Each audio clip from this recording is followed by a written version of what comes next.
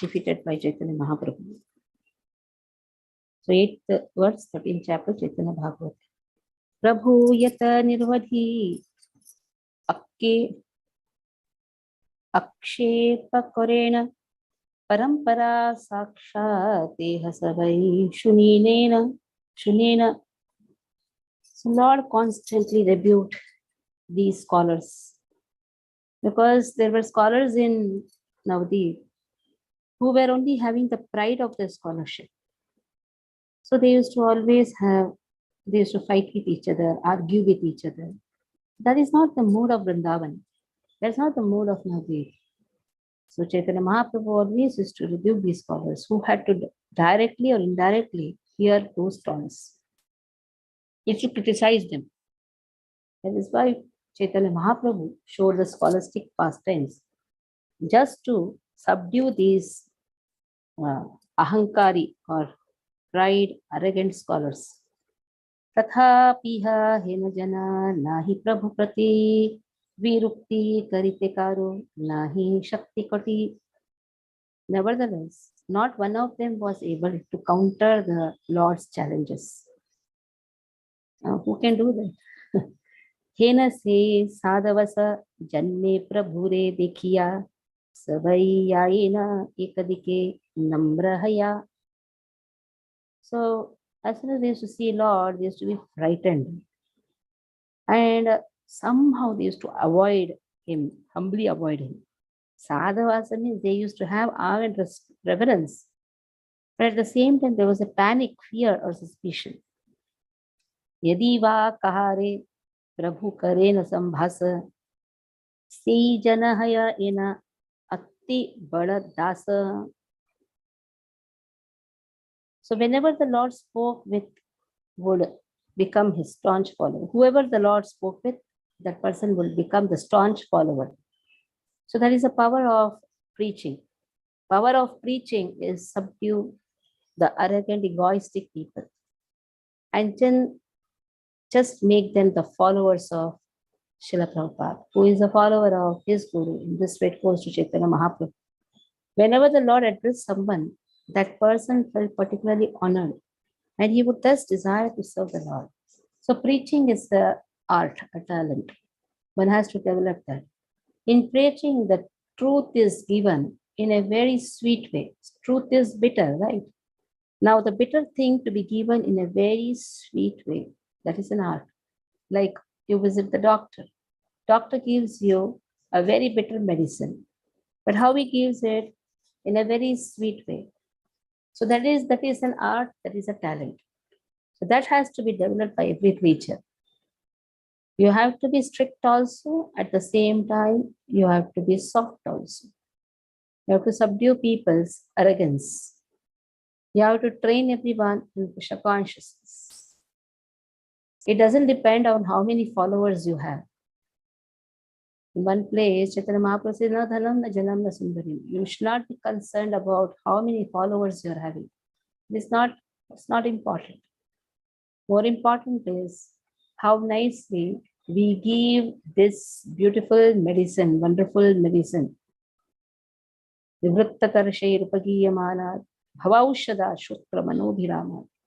is juice, but for a conditioned soul, it is a medicine. But that medicine to be given in a very friendly way.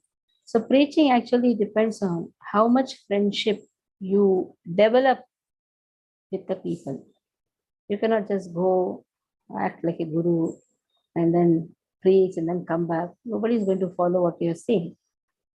You have to go have friendly terms with the people, talk to them, thrash. You can thrash whom? Those who are already following and those who are already strict in their regulation. Their thrashing can be done, but neophyte devotees cannot be done. Like Guru Maharaj, Shiksha Gurus, what they do, they will thrash only those who are already doing, and then shine them more. Thrashing means shining them. More shine comes. But for new people, you cannot just thrash them. See Prabhupada also, when he went to the West, at the time he pampered them. Pampering is done in the beginning. like pampering to the child is done just to put them in the school. Once they are in the school, they have trained themselves in the school, they are studying, that time only the mother crashes. Initially, the mother will not beat the child, hey, you have to go to the school. No, she'll pamper, she'll show some wonderful, uh, like uh, some gifts and all. And in this way, it is like dama, dama, sama, dama, dan, dama. And then also the child is not hearing, then bheda. Then that time instill fear. And after that, danda. So starting only, don't start with danda. Don't speak such things which is going to disturb people. There are so many, there are few people, speakers who speak something to the new people that the new people's mind is agitated. Never agitate the listeners.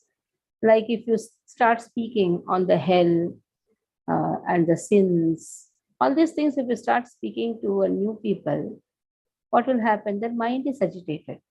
It will be very soft. See, there are something do's and don'ts.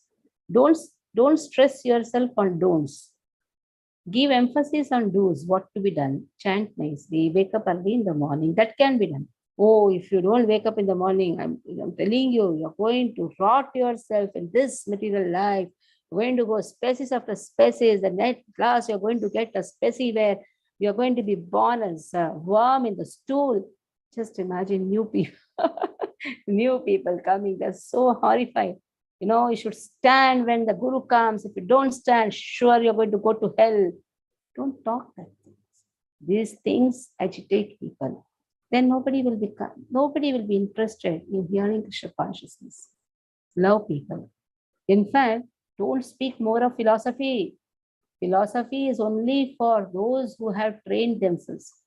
Speak the same philosophy in a sweet manner. Talk about prasad. Please give some stories. People like to hear stories, especially the stories of, you want to teach something, huh? You teach via stories. How Prabhupada's stories, Prabhupada's behavior to his disciples, Ramanuja's behavior to his disciples.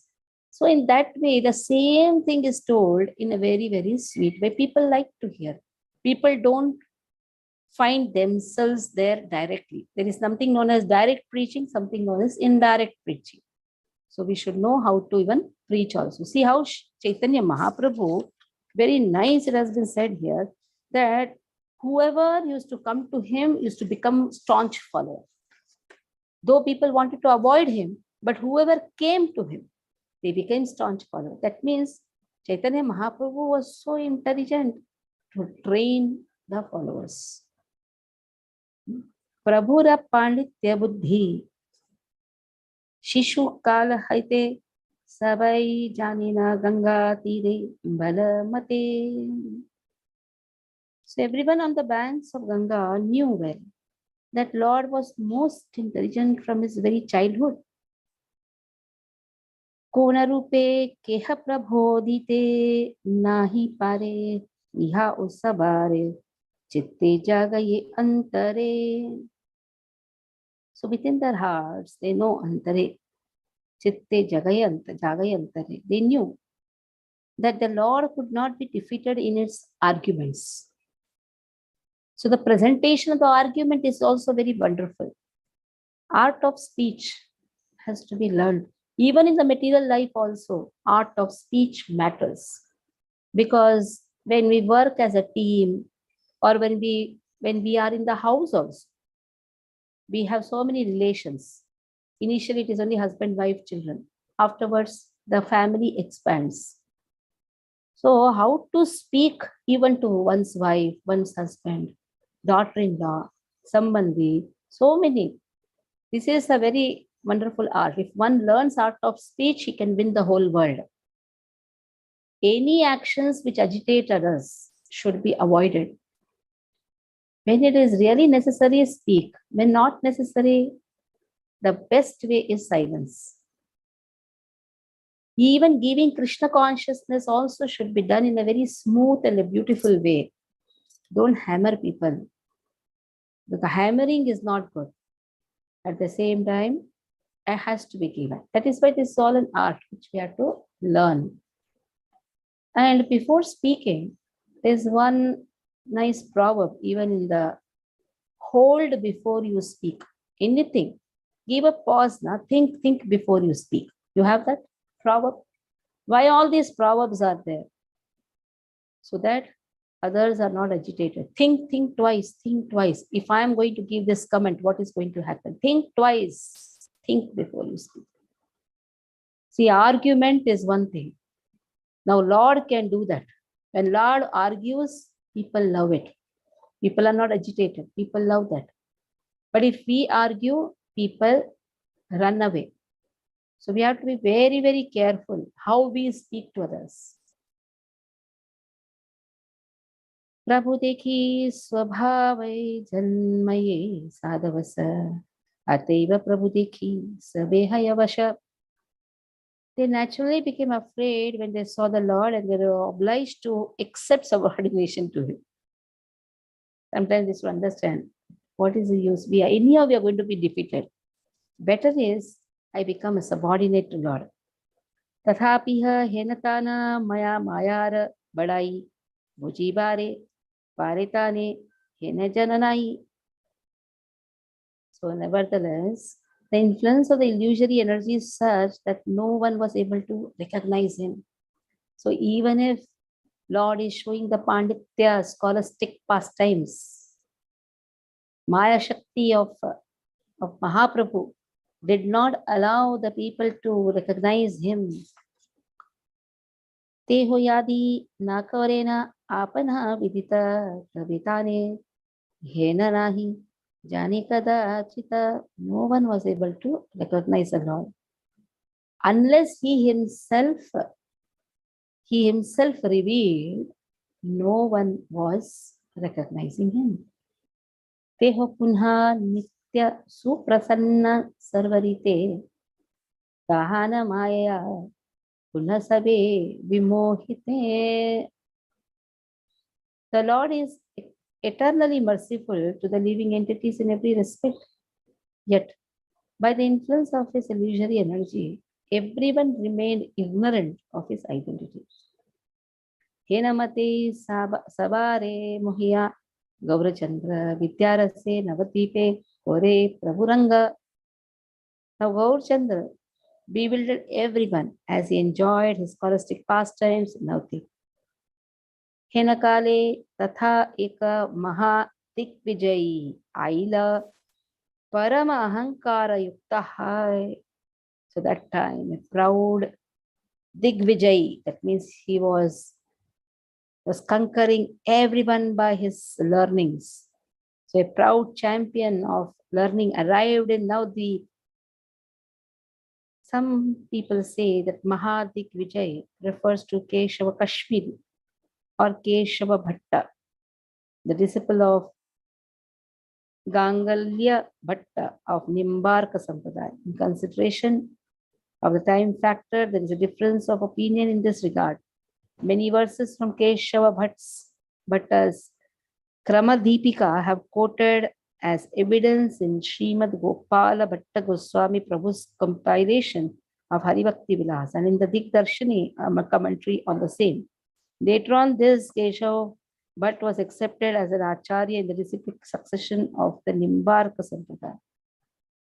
If Keshav Bhatt, the author of Kramadipika, was accepted in the disciplic succession of Nimbarka Sampradaya, however, then the author of Sri Haribhakti Vilas would have mentioned it in his writing. So there is a difference of opinion. Who is he? Some say he is Keshava Kashmiri, coming from Gangalya Bhatta. But then afterwards, some say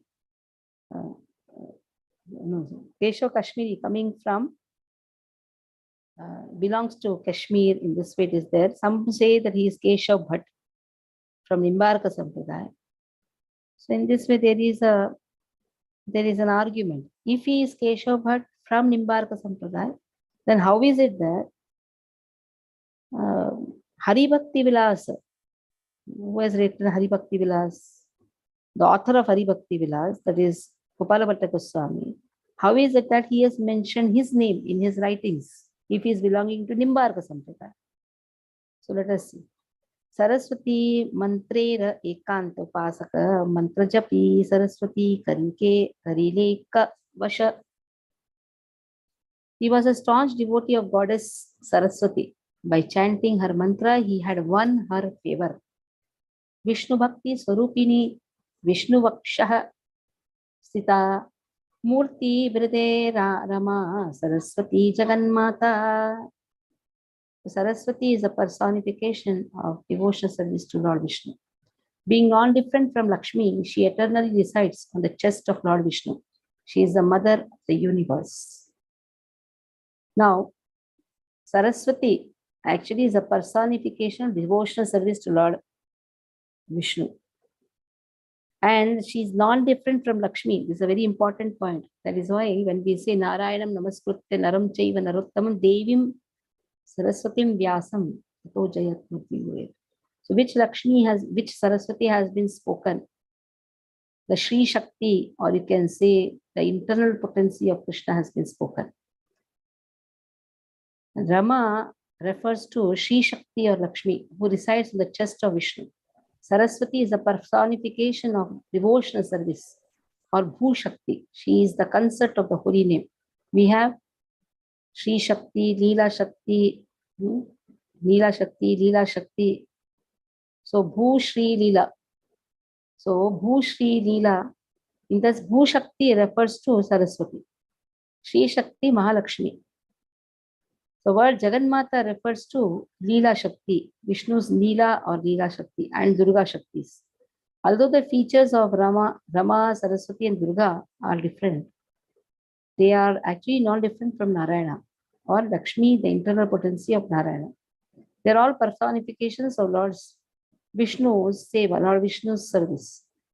Since they are all principal Ashraya Vigrahas, they are the mothers of the universe. So three energies, important energies, Shri, Bhu, Leela.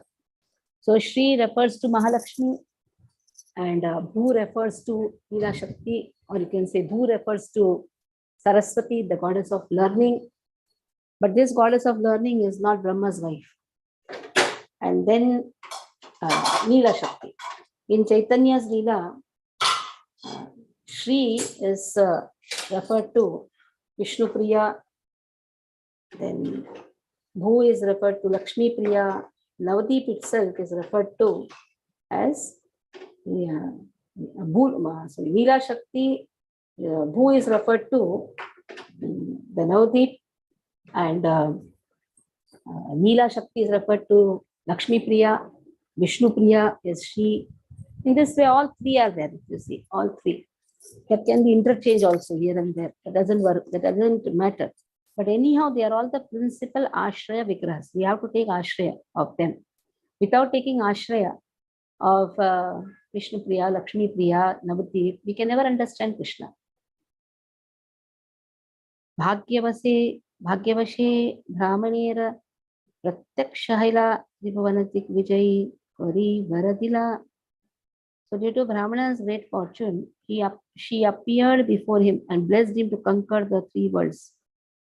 Spiritual knowledge of Saraswati hides her real identity from those who are proud, foolish, attached to material enjoyment, and absorbed in a false ego of thinking themselves the doers. And in her shadow form of Tushta Saraswati, she deceives them by awarding them benedictions. Although such puffed up persons who receive her benedictions are able to conquer the three worlds, they are eligible for being totally defeated by the Supreme Lord, who is ultimate giver of all benedictions. Saraswati Devi never desires that her worshipable Lord may be defeated. So she deprives the conditioned souls bewildered by Maya of the opportunity to chant the glories of the holy name, Lord's holy name. When Shuddha Saraswati Devi sees her worshipper is not inclined towards the service of the Supreme Lord, she bewilders him with material knowledge, which is a shadow form. See how nicely the explanation is given.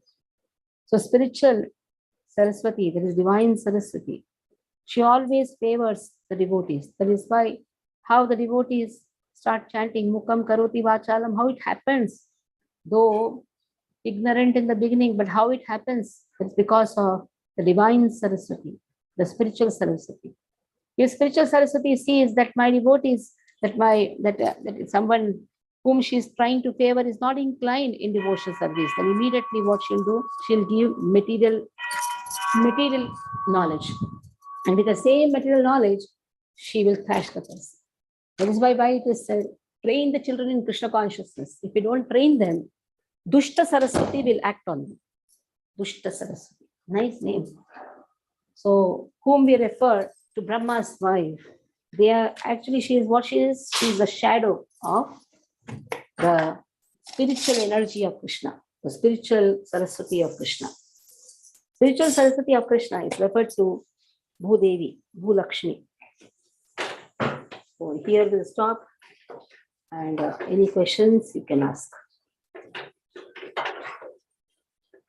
If you have questions, fine. If you don't have questions, tomorrow, day after tomorrow, and Sunday, we'll not be having any class in the morning. Devotees are requested to come to the center. All the cleaning activities have to be done. I'll take your Medhavini Mataji, just wait. I'll take your questions.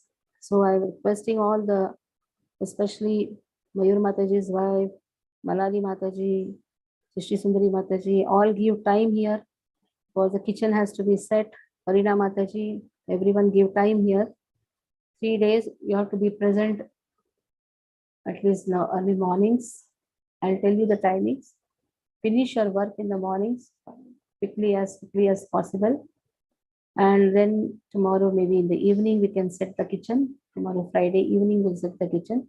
So tomorrow morning, I'll just keep it off. And Saturday also, I'll decide Saturday we can have some small class.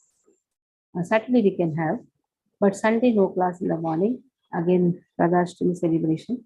At least for tomorrow, there is no class. Friday, Saturday, I'll just think and let you know. So what sevas are there in the morning? Let me decide that and let you know.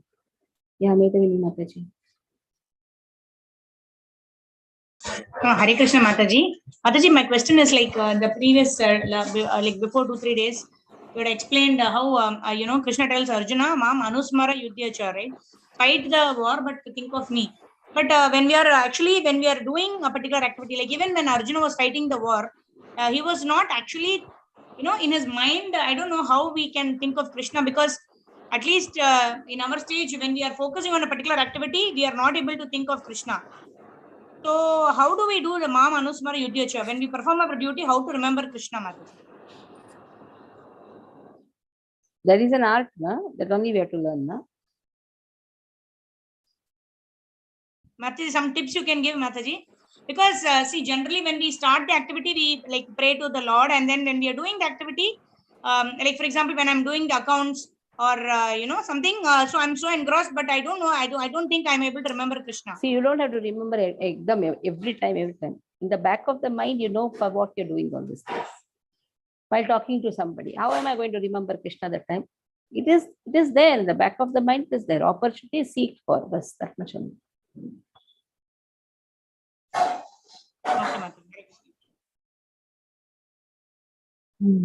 Anyone else? Okay, so we'll stop here. Hare Krishna.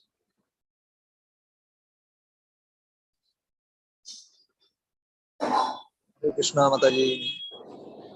Hare Krishna Mataji.